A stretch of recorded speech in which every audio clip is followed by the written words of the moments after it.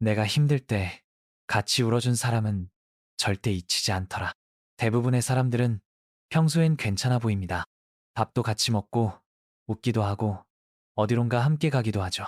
그런데 이상하게 어느 날 내가 정말 무너지는 순간이 오면 곁에 있을 줄 알았던 사람이 조용히 뒤를 돌아나가 버리기도 합니다.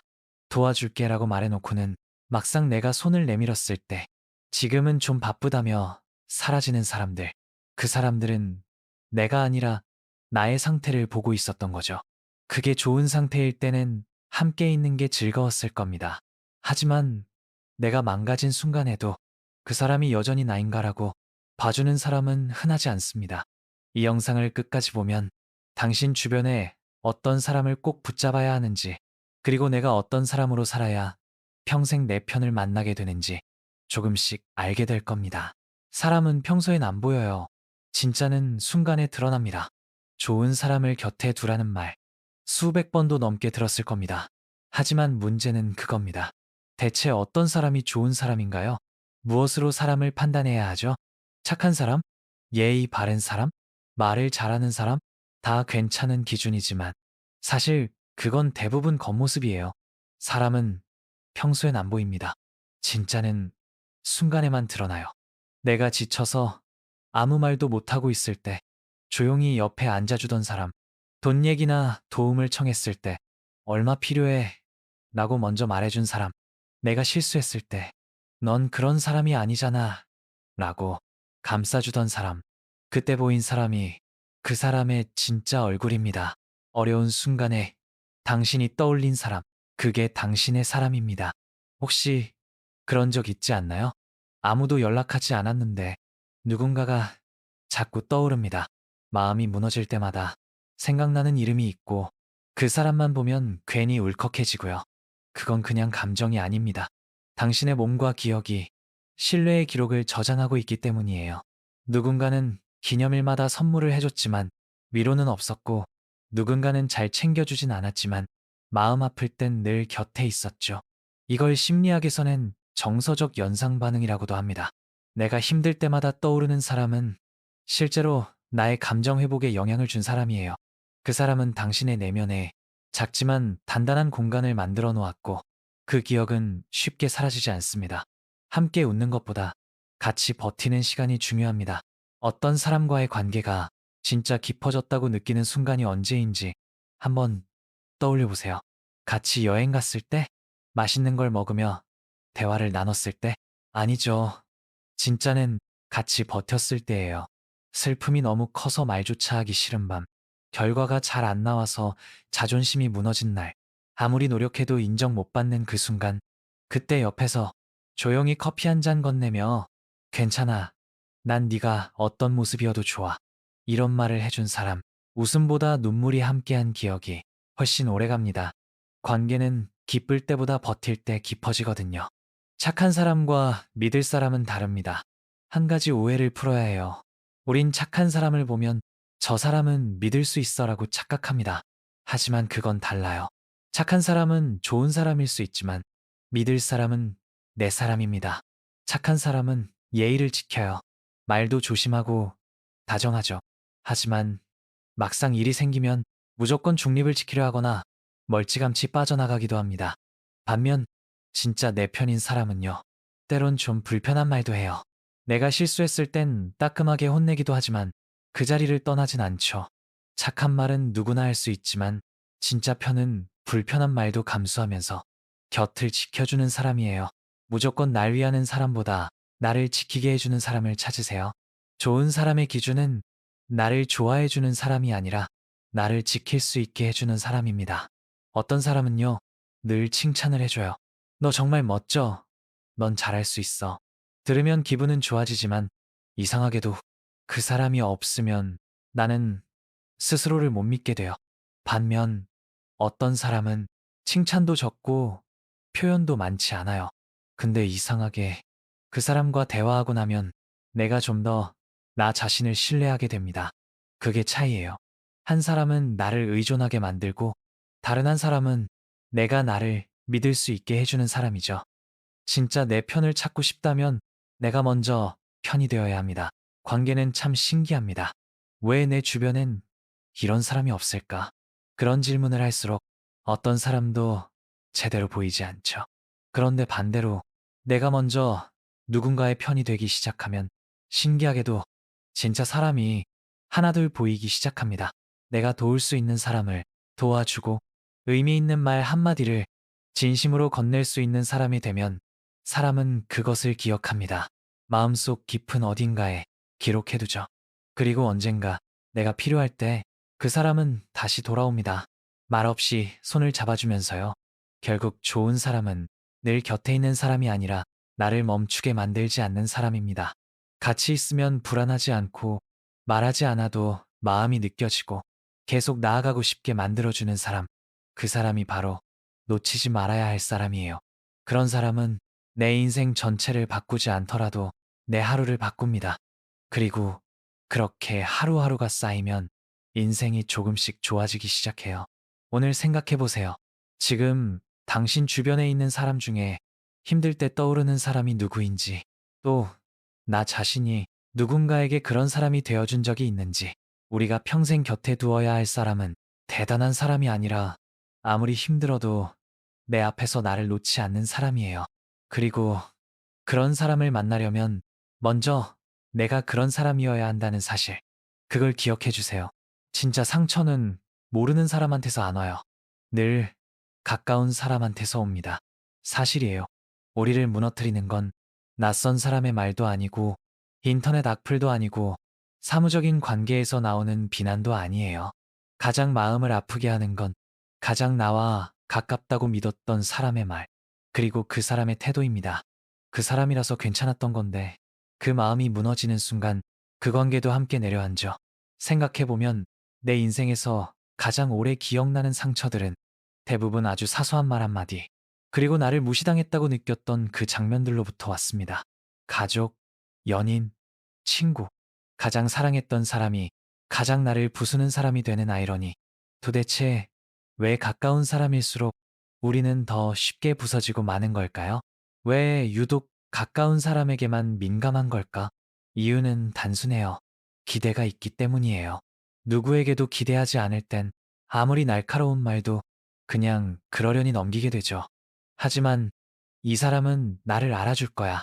이 사람만큼은 내 편일 거야. 그런 마음이 있으면 그 기대는 곧 마음의 약점이 됩니다. 이걸 심리학에서는 감정적 신뢰의 단층선이라고 표현해요. 지진이 단층선을 따라 무너지듯 마음도 가장 기대가 큰 지점에서 가장 크게 흔들립니다. 그래서 가족이 무섭고 친구가 아프고 연인이 고통스러운 거예요. 사람들은 종종 이렇게 말하죠. 가족이라 더 상처야. 친구라서 더 서운해. 연인인데 그걸 모르더라고. 이건 감정의 미묘함이 아니에요. 아주 과학적인 현상이에요. 가까운 관계일수록 나의 기준, 가치, 정체성 자체가 그 사람에게 의존되기 때문입니다. 심리학자 브랜던 브랜덴은 자존감이란 나에 대한 평가이자 내가 나를 얼마나 수용하느냐라고 말했는데, 가까운 사람의 태도는 이 자존감에 직접 영향을 줍니다. 내가 아무리 나를 사랑하려 해도 곁에 있는 사람이 나를 꾸준히 깎아내리고 내 말에 무심하게 반응하고 감정에 공감하지 않으면 결국 나 스스로조차 내가 틀린 걸까? 스스로를 의심하게 돼요. 기대, 실망, 무기력, 회피, 분열. 이 흐름은 너무나 흔하게 반복되어 처음엔 사랑이었어요. 나를 아끼고 챙겨주던 말 한마디가 세상을 견디게 해줬죠. 그런데 조금씩 기대가 쌓이고 실망이 늘어나고 표현이 줄어들고 이제는 그냥 말하기가 두려운 사람이 됩니다. 그리고 슬프게도 그 관계 안에서 진짜 내 모습은 사라지고 표면적인 말투만 남게 되죠. 괜찮아. 응. 뭐, 그냥 그래. 그냥 피곤해서 그래. 그건 피곤한 게 아니라 마음이 다친 거예요. 친밀감이라는 이름의 함정. 가까운 사이라면 말을 안 해도 알 줄 알았죠. 그게 오히려 더 위험합니다. 가장 자주 발생하는 오해가 이거예요. 가까운 사람이니까 말 안 해도 알겠지. 하지만 인간은 초능력자가 아니에요. 말하지 않으면 몰라요. 오히려 가까운 사람일수록 자기 방식대로 해석해버리는 경향이 더 큽니다. 하버드 대학교 심리학 연구에 따르면 가까운 관계일수록 오해할 확률이 높다는 결과도 있어요. 왜냐하면 친밀하다는 착각이 해석의 자유를 주기 때문이에요. 그래서 묻지도 않고 쟤는 원래 저래. 이렇게 단정해버리죠. 그게 무서운 겁니다. 멀리 있는 사람은 오히려 예의를 지켜요. 근데 가까운 사람은 예의를 생략하고 감정을 던져버리죠. 잘못은 그 사람이 한 건데 왜 상처는 나만 오래 갈까? 가까운 사람에게 상처받고 나면 이상하게 화가 나는 게 아니라 내가 작아지는 느낌이 들어요. 내가 뭘 잘못했지? 내가 너무 민감했나? 내가 너무 많은 걸 바랐나? 이건 피해자가 스스로를 가해자로 만들어버리는 전형적인 감정 역전의 구조입니다. 무의식적으로 나는 그 사람의 애정을 잃지 않기 위해 상처를 감내하려고 해요. 그게 오래되면 그래, 원래 저런 사람이야. 내가 참으면 되지. 이런 식으로 관계를 유지하기 위해 자존감을 희생하게 됩니다. 그 순간부터 그 사람은 당신의 편이 아니에요. 당신은 자기 자신조차 편들어줄 수 없는 사람이 되어가고 있는 거예요. 마음을 걸 수 있는 사람과 마음을 걸어서는 안 되는 사람, 어떤 사람은 실수를 해도 미안해하고 서운한 말이 있어도 금방 풀 수 있어요. 그런 사람은 관계의 안전망을 만들어줍니다. 마음을 걸어도 괜찮은 사람이죠. 반대로 어떤 사람은 사소한 충돌에도 곧장 비난하거나 침묵하거나 뒤에서 말하거나 상대방 탓을 돌리죠. 그런 사람은 내가 자기 감정을 조심해야 하는 위험한 지뢰밭 같은 존재가 됩니다.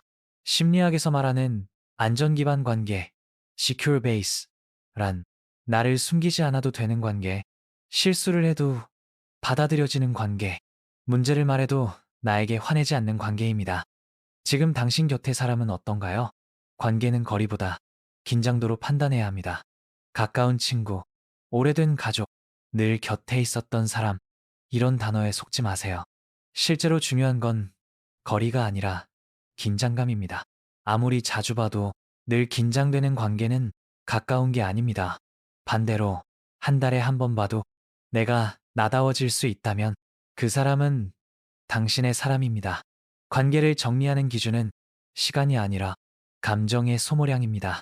때로는 멀어져야 더 가까워지는 관계도 있습니다. 누구든 그런 경험이 있어요. 어느 날 너무 익숙해서 무심하게 대하던 사람과 잠시 거리를 두고 난 뒤 문득 그 사람이 소중하게 느껴지는 순간. 그건 소중함의 회복이에요. 가까운 사람에게 상처받았다면 그 관계를 끝내기보다 일단 조용히 멈춰보는 것이 필요합니다. 말을 하지 않아도 조용히 멀어지면 어떤 관계는 그제야 서로의 위치를 돌아보게 됩니다. 멀어져야 보이는 것도 있어요. 거리두기 속에서 진짜 내 편이 누구인지 가려지기 시작하니까요. 진짜 내 편은 내가 아플 때 말수가 줄어드는 사람이 아닙니다. 그때 더 많이 말을 걸어주는 사람입니다. 침묵은 공감이 아닙니다. 알아서 하겠지는 배려가 아니고요. 진짜 내 편은 내 마음이 다치려 할 때 먼저 문 앞에 와 있는 사람입니다. 그런 사람이 곁에 있다면 그 사람은 절대 놓치지 마세요. 그리고 당신도 누군가에게 그런 사람이 되어줄 수 있다면 그 관계는 두고두고 마음의 집이 되어줄 겁니다. 혼자만 노력하는 사랑은 언젠가는 지칩니다. 그건 사랑이 아니라 감정 노동이에요. 처음엔 잘해주고 싶어서 시작했어요. 그 사람의 하루가 궁금했고 기분을 먼저 살피는 게 당연하게 느껴졌고 작은 부탁에도 도와주고 싶다는 마음이 진심이었죠. 근데 어느 순간 이상한 기분이 밀려옵니다. 왜 나만 계속 애쓰고 있지? 왜 이 관계는 내가 힘을 빼지 않으면 유지가 안 되는 걸까? 마치 혼자 노를 젓는 배처럼 잠깐 쉬면 멈춰버리는 관계. 지금 그 안에서 무기력하게 앉아있는 느낌. 당신도 혹시 알고 있지 않나요? 착해서가 아니라 패턴에 갇힌 겁니다. 제가 원래 좀 착해서요. 마음이 약해서 거절을 못 하거든요. 그 사람이 싫은 건 아닌데 제가 너무 많이 하는 것 같기도 해요. 이런 말 많이 들어보셨을 거예요. 하지만 그건 성격의 문제가 아니에요. 반복된 관계 패턴의 문제입니다. 사람은 자기가 익숙한 방식으로 관계를 만들어가요. 그리고 그 익숙함이 꼭 건강한 건 아닙니다. 예를 들어 어릴 적부터 누군가를 기쁘게 해야 사랑받을 수 있었던 사람은 어른이 되어서도 먼저 다가가는 사람이 됩니다. 칭찬받기 위해 먼저 연락하고 불편해질까봐 자기 감정은 숨기고 문제 생기면 자기가 먼저 사과하죠. 그렇게 관계 안에서 자신의 역할을 지속적으로 주는 사람으로 정해버리면 상대는 점점 더 받는 것에 익숙해지고 감사함조차 무뎌집니다. 관계는 균형이 무너지면 의무가 되고 의무는 곧 피로가 됩니다. 처음엔 좋아서 했던 행동이 나중엔 당연해지고 그게 당연해지면 이상하게 해야만 하는 일이 되어버려요. 그게 바로 피로의 시작이에요. 상대는 당신이 주는 것에 익숙해져 있고 당신은 그 기대를 저버리지 않기 위해 더 애쓰게 되고 이 구조가 계속되면 사랑이 아니라 유지 비용이 됩니다. 이 관계를 유지하기 위해 매일 감정의 비용을 지불하는 거죠. 그건 결국 자기 마음을 갉아먹는 길이에요. 내가 아플 때 모르는 척하는 사람은 내가 힘들어지기 전부터 이미 내 사람이 아니었던 겁니다. 어떤 사람은 그래요. 자기가 필요할 땐 도움을 청하면서도 내가 무너질 때는 어색한 침묵만 남깁니다. 말 한마디 위로도 없이 요즘 바빴어. 미안. 몰랐어. 그런 말만 남기고 관심을 접죠. 그럴 때 우리는 내가 너무 기대했나? 내가 잘못한 걸까? 스스로를 탓하게 됩니다. 하지만 진실은 그 반대예요. 당신이 아플 때 그 사람이 아무것도 하지 않았다면 그건 그 사람이 당신의 아픔을 감당할 생각이 처음부터 없었단 뜻이에요. 외로움이 나쁜 사람에게도 애정을 주게 만들어요. 그래도 얘가 없으면 나는 진짜 혼자야. 얘라도 있으니까 괜찮은 거야. 이 정도는 감수할 수 있어. 진짜 그럴까요? 사람이 외로우면요. 기준이 무너져요. 사랑받는 것보다 곁에 있는 것이 더 중요해지거든요. 그러다 보면 사랑이 아니라 버티기로 채운 관계에 자꾸 머물게 됩니다. 그 관계가 나를 괴롭게 만들어도 그 사람이 내 기쁨보다 내 자존감을 깎아도 그저 외롭지 않기 위해 붙잡게 되는 거죠. 그리고 그게 반복되면 나를 희생해서라도 관계를 지켜야 한다는 심리 구조가 고착됩니다. 계속 주는 사람은 결국 감정이 고갈됩니다. 심리학에서는 이런 상태를 정서적 번아웃, emotional burnout 이라고 해요. 감정을 줘도 돌아오지 않고 애써도 관계가 자라지 않고 노력할수록 내 마음만 힘들어지는 상태. 이럴 땐요, 애정을 줄 수 있는 능력 자체가 점점 줄어듭니다. 그 사람에게만이 아니라 세상 전체에 대해서요. 그냥 혼자가 편해. 누구한테도 기대고 싶지 않아. 이젠 아무한테도 마음 안 줘. 이건 슬픈 방어예요. 실은 아무도 못 믿어서가 아니라 너무 많이 줬기 때문에 더 이상 줄 게 없어서 그런 거예요.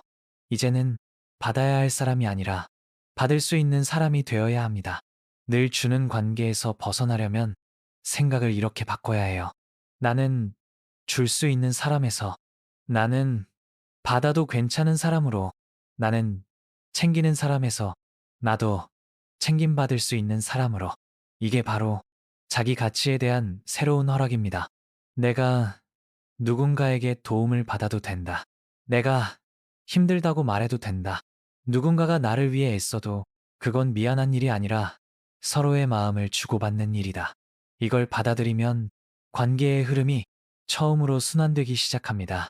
줄 아는 사람이 받을 줄도 알아야 관계는 진짜 살아납니다. 모든 관계는 기브 앤 테이크라고 하죠. 그런데 많은 사람들이 기부를 잘하고 테이크는 미숙해요. 왜냐하면 받는 걸 민망해하고 받는 게 미안하다고 느끼기 때문이에요. 하지만 기억하세요. 받는 것도 사랑이에요. 상대가 나를 위해 무언가를 해줄 때 기쁘게 받고 따뜻하게 웃어주는 것. 그것도 충분히 애정의 표현입니다. 관계는 노력으로 유지되는 게 아니라 균형으로 살아남습니다. 열심히 하는 게 나쁘다는 게 아니에요. 다만 한쪽만 애쓰는 관계는 언젠가는 무너지게 되어 있다는 겁니다. 마치 한 사람만 숨을 쉬는 스노클처럼 언젠간 산소가 고갈되어 숨이 막히는 관계는 사랑이 아니라 생존이에요. 지금 당신이 그런 상태라면 숨을 고르고 고개를 들어 스스로에게 이렇게 물어보세요. 이 관계는 나를 살리는가? 아니면 내가 숨을 멈추고 있는가? 이제는 관계를 지키기 위해 당신 자신을 무너뜨리지 않아도 됩니다. 그 사람이 떠날까봐 말 못하고, 그 사람이 실망할까봐 참고, 그 사람이 멀어질까봐 무조건 맞춰주는 관계는 결국 그 사람의 관계지 당신의 관계는 아니니까요. 혼자만 노력하는 사랑은 언젠가는 지칩니다. 그건 사랑이 아니라 감정 노동이에요. 처음엔 잘해주고 싶어서 시작했어요. 그 사람의 하루가 궁금했고, 기분을 먼저 살피는 게 당연하게 느껴졌고, 작은 부탁에도 도와주고 싶다는 마음이 진심이었죠. 근데 어느 순간 이상한 기분이 밀려옵니다. 왜 나만 계속 애쓰고 있지? 왜 이 관계는 내가 힘을 빼지 않으면 유지가 안 되는 걸까? 마치 혼자 노를 젓는 배처럼 잠깐 쉬면 멈춰버리는 관계. 지금 그 안에서 무기력하게 앉아있는 느낌. 당신도 혹시 알고 있지 않나요? 착해서가 아니라 패턴에 갇힌 겁니다. 제가 원래 좀 착해서요. 마음이 약해서 거절을 못하거든요. 그 사람이 싫은 건 아닌데 제가 너무 많이 하는 것 같기도 해요. 이런 말 많이 들어보셨을 거예요. 하지만 그건 성격의 문제가 아니에요. 반복된 관계 패턴의 문제입니다. 사람은 자기가 익숙한 방식으로 관계를 만들어가요. 그리고 그 익숙함이 꼭 건강한 건 아닙니다. 예를 들어 어릴 적부터 누군가를 기쁘게 해야 사랑받을 수 있었던 사람은 어른이 되어서도 먼저 다가가는 사람이 됩니다. 칭찬받기 위해 먼저 연락하고, 불편해질까봐 자기 감정은 숨기고, 문제 생기면 자기가 먼저 사과하죠. 그렇게 관계 안에서 자신의 역할을 지속적으로 주는 사람으로 정해버리면 상대는 점점 더 받는 것에 익숙해지고 감사함조차 무뎌집니다. 관계는 균형이 무너지면 의무가 되고, 의무는 곧 피로가 됩니다. 처음엔 좋아서 했던 행동이 나중엔 당연해지고, 그게 당연해지면 이상하게 해야만 하는 일이 되어버려요. 그게 바로 피로의 시작이에요. 상대는 당신이 주는 것에 익숙해져 있고, 당신은 그 기대를 저버리지 않기 위해 더 애쓰게 되고, 이 구조가 계속되면 사랑이 아니라 유지 비용이 됩니다. 이 관계를 유지하기 위해 매일 감정의 비용을 지불하는 거죠. 그건 결국 자기 마음을 갉아먹는 길이에요. 내가 아플 때 모르는 척하는 사람은 내가 힘들어지기 전부터 이미 내 사람이 아니었던 겁니다. 어떤 사람은 그래요. 자기가 필요할 땐 도움을 청하면서도 내가 무너질 때는 어색한 침묵만 남깁니다. 말 한마디 위로도 없이 요즘 바빴어. 미안. 몰랐어. 그런 말만 남기고 관심을 접죠. 그럴 때 우리는 내가 너무 기대했나? 내가 잘못한 걸까? 스스로를 탓하게 됩니다. 하지만 진실은 그 반대예요. 당신이 아플 때 그 사람이 아무것도 하지 않았다면 그건 그 사람이 당신의 아픔을 감당할 생각이 처음부터 없었단 뜻이에요. 외로움이 나쁜 사람에게도 애정을 주게 만들어요. 그래도 얘가 없으면 나는 진짜 혼자야. 얘라도 있으니까 괜찮은 거야. 이 정도는 감수할 수 있어. 진짜 그럴까요? 사람이 외로우면요, 기준이 무너져요. 사랑받는 것보다 곁에 있는 것이 더 중요해지거든요.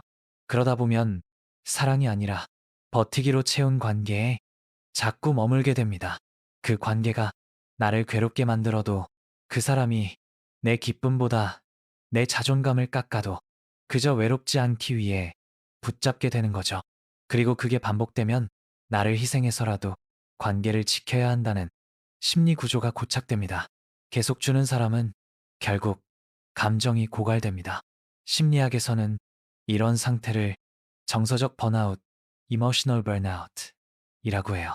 감정을 줘도 돌아오지 않고, 애써도 관계가 자라지 않고, 노력할수록 내 마음만 힘들어지는 상태. 이럴 땐요, 애정을 줄 수 있는 능력 자체가 점점 줄어듭니다. 그 사람에게만이 아니라 세상 전체에 대해서요. 그냥 혼자가 편해. 누구한테도 기대고 싶지 않아. 이젠 아무한테도 마음 안 줘. 이건 슬픈 방어예요. 실은 아무도 못 믿어서가 아니라 너무 많이 줬기 때문에 더 이상 줄 게 없어서 그런 거예요. 이제는 받아야 할 사람이 아니라 받을 수 있는 사람이 되어야 합니다.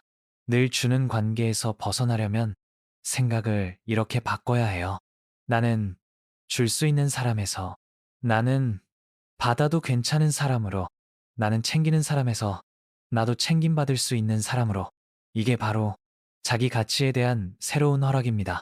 내가 누군가에게 도움을 받아도 된다. 내가 힘들다고 말해도 된다. 누군가가 나를 위해 애써도 그건 미안한 일이 아니라 서로의 마음을 주고받는 일이다. 이걸 받아들이면 관계의 흐름이 처음으로 순환되기 시작합니다. 줄 줄 아는 사람이 받을 줄도 알아야 관계는 진짜 살아납니다. 모든 관계는 기브 앤 테이크라고 하죠. 그런데 많은 사람들이 기브를 잘하고 테이크는 미숙해요. 왜냐하면 받는 걸 민망해하고 받는 게 미안하다고 느끼기 때문이에요. 하지만 기억하세요. 받는 것도 사랑이에요. 상대가 나를 위해 무언가를 해줄 때 기쁘게 받고 따뜻하게 웃어주는 것. 그것도 충분히 애정의 표현입니다. 관계는 노력으로 유지되는 게 아니라 균형으로 살아남습니다. 열심히 하는 게 나쁘다는 게 아니에요. 다만 한쪽만 애쓰는 관계는 언젠가는 무너지게 되어 있다는 겁니다. 마치 한 사람만 숨을 쉬는 스노클처럼 언젠간 산소가 고갈되어 숨이 막히는 관계는 사랑이 아니라 생존이에요. 지금 당신이 그런 상태라면 숨을 고르고 고개를 들어 스스로에게 이렇게 물어보세요. 이 관계는 나를 살리는가? 아니면 내가 숨을 멈추고 있는가? 이제는 관계를 지키기 위해 당신 자신을 무너뜨리지 않아도 됩니다. 그 사람이 떠날까봐 말 못하고, 그 사람이 실망할까봐 참고, 그 사람이 멀어질까봐 무조건 맞춰주는 관계는 결국 그 사람의 관계지 당신의 관계는 아니니까요. 그 사람 말은 참 예뻤어요. 근데 결국 나만 남더라고요. 이런 말 들어본 적 있으시죠?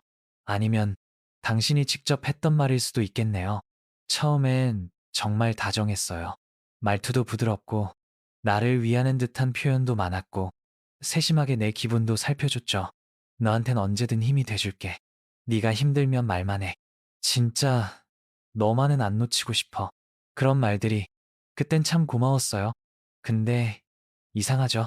정작 내가 정말 힘들었던 날엔 그 사람은 없었어요. 도움을 청할 때마다 지금은 좀 바빠서, 내가 기대고 싶을 때마다 내가 해줄 수 있는 게 없어서 미안해. 그 사람의 말은 늘 다정했지만 현실에선 아무것도 움직이지 않았어요. 말은 감정을 주지만 행동은 책임을 줍니다. 사람은 말로 사랑을 주고 행동으로 신뢰를 줘요. 말은 순간을 감동시킬 수 있지만 행동은 시간을 견디게 하거든요. 심리학적으로도 그래요. 실제 연구에 따르면 상대의 말을 신뢰하게 되는 건 반복되는 일관된 행동이 전제되어야 해요. 예를 들어, 언제든 도와줄게라는 말을 10번 들어도 정작 한 번도 도와주지 않으면 우리는 그 말을 점점 의례적인 문장으로 인식하게 됩니다. 반대로, 내가 잘 모르지만 도와볼게 하고 정말 움직여주는 사람은 그 단 한 번의 행동만으로도 신뢰를 남기죠. 말은 예쁘게, 행동은 가볍게. 그게 제일 위험한 유형입니다. 가끔 이런 사람들이 있어요. 말은 누구보다 잘해요. 칭찬도 잘하고, 이해하는 척도 잘하고, 눈도 마주치고, 고개도 끄덕여요. 근데 딱 거기까지예요. 관심은 있어 보이는데 막상 나를 위한 시간은 내주지 않아요. 기념일? 바쁘다며 미뤄요. 도움 요청? 마음은 굴뚝 같지만 약속? 정신이 없어서 깜빡했다. 이런 유형은 관계에서 말로 존재감을 유지하려 해요. 행동은 하지 않지만 말을 잘해서 상대가 자신을 쉽게 떠나지 못하도록 붙잡아 두는 거죠. 그리고 우리는 종종 그 말들에 감정이 움직여요. 왜냐하면 말은 상상력을 자극하거든요. 언젠간 해줄 거야. 그 사람도 나름대로 노력 중일 거야. 우리는 그렇게 상대의 말을 믿으며 기다리게 됩니다. 그 사람은 나를 좋아하는 사람이 아니라 자기가 좋은 사람이고 싶은 사람일 수도 있어요. 이게 제일 중요해요. 정말 나를 위하는 사람은 내가 아플 때 불편함을 감수하고 움직입니다. 근데 말만 많은 사람은 불편한 상황에서 빠져나가고 말로 자기 이미지를 지켜요. 미안해. 내가 더 잘할게. 이건 내 잘못이야. 반성하고 있어. 나도 마음이 힘들어. 나도 상처야. 이런 말을 듣고 나면 왠지 모르게 이 사람도 나름대로 힘든가 보다 싶고, 그래도 이렇게 말해주니까 다행이다 싶어지죠. 근데 그거 아세요? 사과는 입으로 하는 게 아니라 패턴을 바꾸는 게 진짜 사과예요. 미안하다라는 말 뒤에 아무런 변화도 없다면 그건 사과한 척일 뿐이에요. 말로만 사랑하는 사람을 구별하는 질문이 있습니다. 한번 스스로에게 이렇게 물어보세요. 이 사람은 내 하루에 얼마나 시간을 내주고 있는가? 내가 힘들다고 말했을 때 그 사람은 움직이는가? 말만 하는가? 내가 아프거나 다치면 이 사람은 내 옆에 있는가?